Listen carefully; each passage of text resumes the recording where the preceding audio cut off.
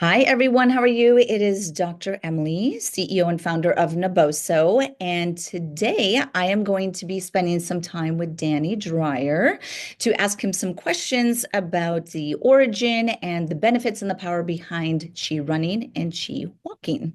Now, before I interview Danny, I just want to share that Danny Dreyer is the founder, creator of Chi Living, which encompasses ChiRunning and ChiWalking. And he founded these companies. I'm assuming ChiRunning came first. That was in 1999.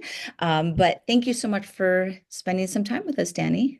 No, it's nice to be here. It's great to have a chat. We'll see where it goes. Yeah, absolutely. So I would love if you could start sharing with the listeners a little bit about Chi Living, which again I know encompasses Chi Running and Chi Walking, but what is the origin story? What led you to create this Yeah. philosophy of movement? Yeah, thank you.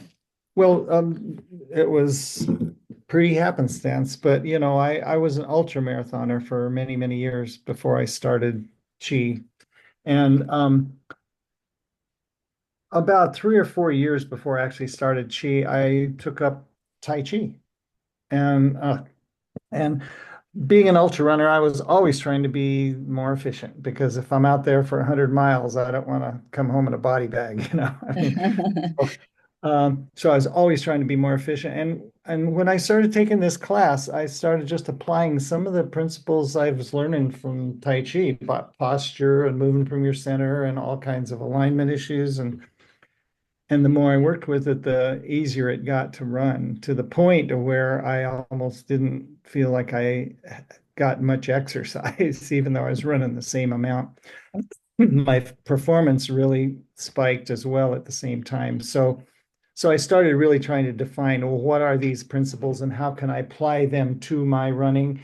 And then what happened was, once we started the Chi running, a lot of runners came to us and started feeling benefits. And then after a while, people started saying, well, I run, my husband doesn't, he's a walker. Is there anything you got for walkers? And so then I had to come up with, okay, how can I translate this into walking? And my wife and I both co-founded this. So we collaborated, worked together. She comes from a publishing background, so she's really good at putting things into words and organizational and all that. I just had the ideas and I was the guinea pig. So I was on the road doing this stuff, and my wife was putting it together as a really cool, like, learning mode. Yep. So that was kind of how it started. And like I said, that was 25 years ago. So it's been going since then. And man, the first 10 years was completely word of mouth. We didn't need to advertise. There was no reason to, because we had plenty of people coming to us. Because the biggest thing and the biggest reason why it's been so successful is just that it's all based on injury prevention. Mhm. Energy efficiency too, but I mean, if you're really working at not getting hurt, then you are essentially working on being a better runner. So both injury prevention and energy efficiency both weave themselves into there. And whoever's a runner or walker, who couldn't use that, you Right. know? I mean, you see the downside of it because you're, a functional podiatrist. So you get to see people after they've like, okay, now I need to get fixed. I've been doing this not quite correctly, so my Yeah. body is, complaining. And but I really, was kind of on a mission to help people not get to the point where they had to stop doing what they love to do. Yeah. So if I were to see a group of runners running, would I be able to spot someone doing the chi running technique? And if so, how is that body positioning or the foot strike possibly different? Can you share that? Yeah, if you knew what the qualities of chi running were, then it would be easier to spot somebody who was doing it, Okay. or spot somebody who had a natural form that was very close to what ChiRunning is a proponent of. Okay. Okay. So we don't have like the ideal way to run, but there is definitely a more efficient way to run. And there are things that if you watch for them, you will see that's not going to work for very long. Mm. And yeah, so you could tell a difference. You definitely could tell if you knew what you're looking for. If you don't know what you're looking for, So anybody's guess as to whether you would pick out somebody in a crowd that's saying, "Oh, that person's doing chi running." But Got it. there are certain really basic things that are giveaway, So and it's I. not a foot strike pattern base. It's how Yep. you carry your body. Well, it's both. It's the thing about bringing this in from Tai Chi is that Tai Chi is a very full body exercise. It doesn't leave any parts of the body uninvolved. Okay. And the part of the problem is why people get injured is because they over accentuate or overuse their feet or their lower legs, or they land wrong. There's some way that their body isn't running as a complete unit, cooperating with all of the different parts. Okay. Okay. And it's like any machine that has one part that's not working as well will bring down the efficiency of the whole machine. It's just physics. Yep. Okay, so that's more a thing to watch for is what is slowing you down, what's creating more impact, what's creating more effort, you know. Got it. So can I be a heel striker and do chi running? You can be, but you won't be a runner for very long.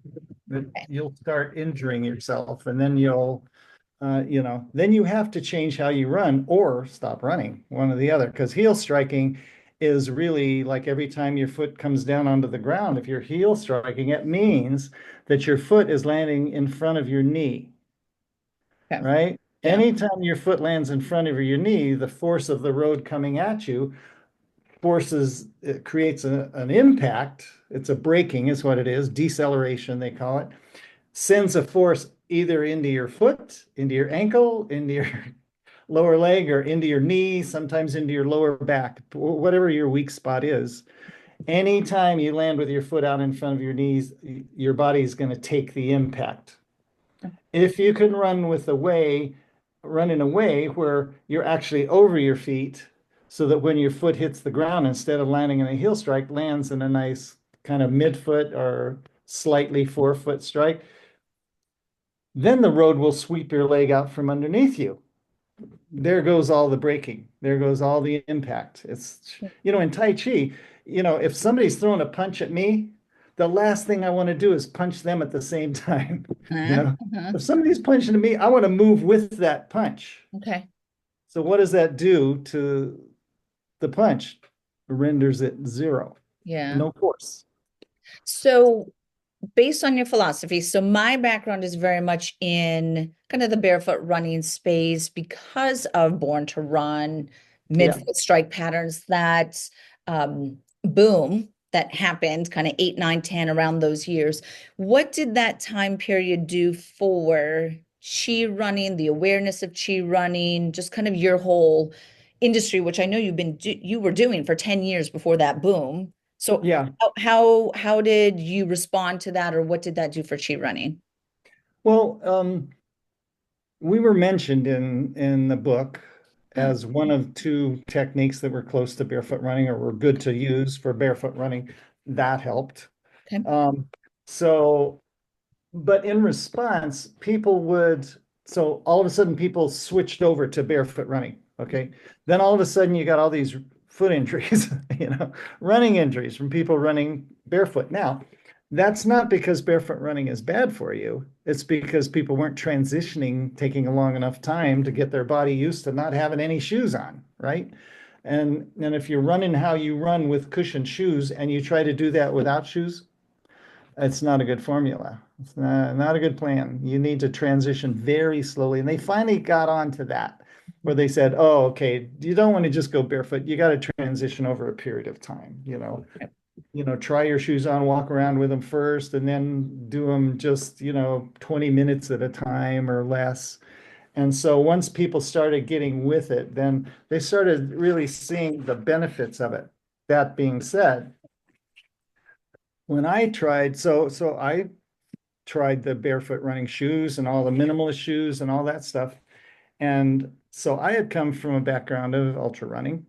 And the one thing that I noticed right away is that I couldn't run as fast as I did when I had shoes on, more regular shoes on, Okay. and especially downhill. Okay. Because, if you run downhill, you have to, sometimes you're running downhill, you naturally have a heel strike. And Yeah. so you have to like really work with how to make that impact less all the time. And so I've developed downhill running techniques, okay, because that was always my favorite. But I couldn't do it in the thin little shoes because I just couldn't reduce the impact enough. Okay. Okay. And then, so then so what I realized was that I can't race in these things. Mm. I can't go as fast as I would like. Hmm. And the other thing that goes on with barefoot shoes is that they tend to overuse your calves because when you run with the barefoot form or technique or in a minimalist shoe, you have to land on your forefoot.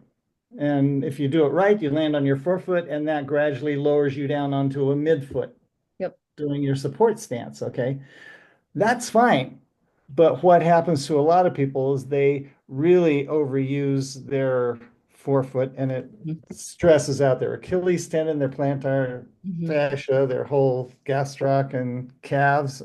It just overworked the lower legs too much. Got it.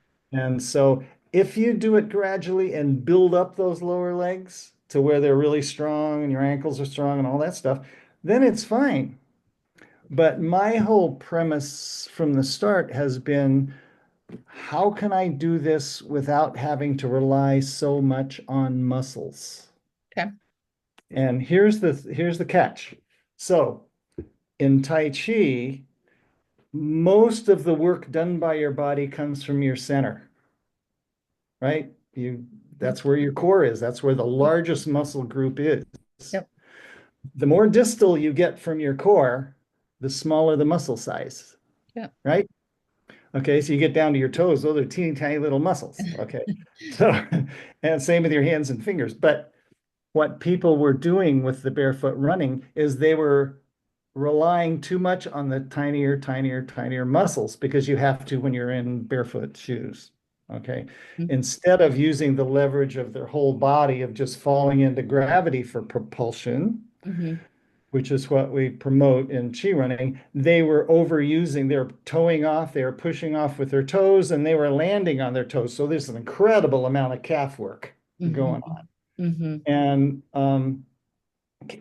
landing on your toes to cushion the shock, pushing off with your toes to propel yourself forward. Yep. So all this tiny muscles were getting really, really overused. And so my whole thing is using the least amount of lower leg possible. Even if I'm running up a hill, doesn't matter. It all comes from having my lower legs as relaxed and neutral and unused as possible. And that way, I read a thing where you say, 70 to 80% of running injuries present in the feet. Hmm. Okay. Now, so why is that? You know, you ask, why is that? Okay, because people are using their feet too much, right? Or Yeah. incorrectly. Yeah.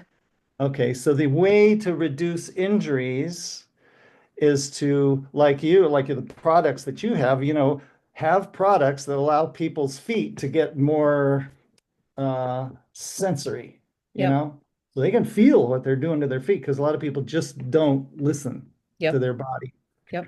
Okay, and then so once people can actually feel their feet, and if you give them an alternative to how to use your feet or not use your feet, Hmm. how to run in a way where you're actually falling forward rather than pushing yourself forward, then the feet can just take a back seat, just go along for the ride. Yep. But that doesn't mean you still don't need, recovery products and stuff like that, or things to stimulate the circulation, or how things to help with the plantar fascia, get circulation into your heels if it's necrotic tissue instead of just plantar fasciitis. There's all kinds of ways to really heal the feet. Yeah. And there's ways, obviously, to prevent the injury to begin with. So Yeah. those two things, you take care of the healing, I'll take care of the. Yeah. No, absolutely. Here's how Absolutely. you don't get hurt, right? Yeah. So that is, to me, that's very interesting. And the thing about running is no one really teaches us how to run. We just run. Um, so that's great. So have you gone into any of the schools? So when you're looking at like cross country and really around 12 years old is where they start to get 12, Yeah. 13 is where you start to get these kids running. And I don't know if you knew this, but I come from a family of powerhouse distance runners. My younger sister has broken every record in our high school for long distance running, and she qualified for the Olympics Mhm. running, and then she ended up redshirting. She needed your method, clearly, because she That's what happened. Yeah. redshirted. Um, but does Chi running go into any junior highs, high schools, and kind of teach and advocate and bring an awareness to that level? I wish it did, but I'll tell you the biggest block to getting into middle schools and high schools are the coaches. Mm, They're so identified with power running, with muscles, and then technique is like, yeah, right, they either run or they don't, you know? yeah, And I have tried, and the coaches are so identified with the uh, getting stronger. You can't win unless you got really strong leg muscles. So they have them do all these, God, hill climbing and wind sprints, fartleks all the time. yeah, And then, they get to cross country season and a third of their team is out because they take them from the summer where they're just like hanging out for the summer and they ramp them up so fast that they all come down with shin splints or knee pain or plantar fasciitis and all that. Then they're not good for the rest of the season. yeah. And so I wish we could get into the schools. And Vince, who is running ChiRunning now, has a program where he's trying to get into track clubs and things like. I used to coach at for running clubs, and I had good response, but that was adults, and those were adults that didn't have a coach Right. that weren't coached, and they were totally open to like, oh my God, show me what I'm doing, show me what I need to Yeah, do. yeah, But running coaches are generally pretty closed mind when it comes to teaching technique. It's just more than they want to do. Most running coaches teach history, and they're going to be a running coach, yeah, from yeah. 3 to 5 every day, and that's Yep. what they do to help out the school, Yep. No, what's interesting is, I mean, running is integrated into so many other sports. I was a gymnast, and I'm actually just thinking about how we would run before hitting the springboard for the vault. Like that's, Yeah, we were running, right? I mean, we were all out sprinting, but there was nothing ever taught about like, where is your awareness and what are you doing to really make sure that that run up to the springboard was as efficient as it could be. So, yeah, like, I'm intrigued. I totally want to take your training. And your training happens at the Naboso headquarters. And I talk about foot recovery. And I've done a little bit, but now I'm just from this 20, 25 minutes talking to you, I'm so intrigued to want to yeah. learn more about this philosophy. So, where would someone be able to take a training or learn more? Could they do it online? Is it best in person? Can you share a little bit about that? Yeah, that's one thing we developed over 25 years was as many different ways to learn it as we could, whatever is the easiest. Now, some people are good book learners, and I'm not. I need to either watch a video or be taught in person. I mean, Yeah. just works better. And so either any of that stuff, you can go to the ChiRunning website and we have an app that you can put on your phone and it'll talk you through how to do all of this in little pieces. And you can take it with you. It reminds you what to watch for in your body. There's also full-on half-day or full-day classes. In June, I'll be teaching a 4-day class just in my area around here. And people love that because it's a residential class and we can get up every morning and go for a run. And I'm coaching them the whole way through the run and then take them through all the exercises for 3 days. So then they go home with a huge insight as to what to work on. And there's also videos, whole collection of videos. And then we have a thing called the ChiRunning School, which is really interesting because I wanted to find a way that people could actually practice on their own and learn. So what I did was I came up with, I realized that people can't absorb quite so much all in one shot. If you go to a class, a workshop that's really in depth and really full, but man, when they walk away, they're like up to here, they can't quite. Mhm. So I broke it down into one lesson a week for a year. So it's Oh, 52 wow. lessons, and every week, and it's a subscription kind of thing. So every week it gets sent to you in your inbox, and you just watch one lesson. That's all you do. And so for a week, that's your focus. Love Yeah, it. this week, I'm just gonna work on carrying my arms right or using Yeah. them. One week, I'm just gonna watch my foot strike. One week, I'm just gonna relax my lower legs, whatever it is. And then that gives you a week. So I'm really a big believer in repetitive motion, Hmm. just how to get those neurotransmitters fired so they remember what to do. So Hmm. if you're doing one thing every run for a week, and there's even focuses you can do when you're not running, during your day, sit Yep. up straight, and learn posture while you're just walking around. Yep. Anyway, if you're practicing that for a week, then by the end of the week, it is started to really operate in your system.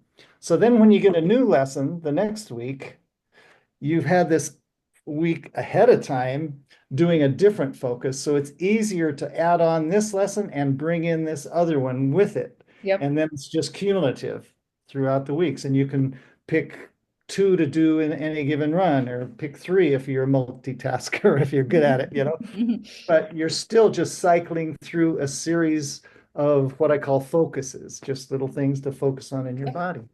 Yeah, Gee, and it works. It's a real gradual way to build into, how to learn. I love that. I love that. And that's available also for Chi walking. Absolutely. All of the same principles apply to walking as they do to running. The only difference, and there's only a couple differences, but the difference is that obviously with running, you leave the ground. At Hmm. some point, you're airborne. With Hmm. walking, you never leave the Hmm. ground. Hmm. If you're a race walker and you leave the ground, you get disqualified. Yep. So, but the posture is the same. How you move your arms is the same. How you engage your core is the same. The foot strike is different because obviously, if you're walking, it's a different foot strike than running. Um, but a lot of the core principles, your body alignment, relaxation in your moving parts, all of that stuff is the same. So, what's the beauty of it is that you can be, I mean, I ask people in my classes, who here runs more than they walk? And every now and then somebody raises their hand, but they don't know what they're saying because we all walk like 10 times more than we ever run. Yeah. Yeah. And so it's an opportunity if you learn Chi running, I always recommend that they learn Chi walking too, because that's what you spend more time doing. Yeah.